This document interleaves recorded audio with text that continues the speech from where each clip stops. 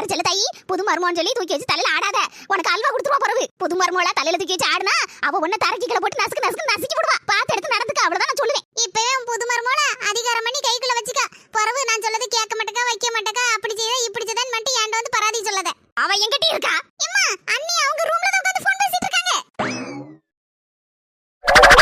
ஏ கோல்முட்டி நாத்தனார என்கிட்டே வா.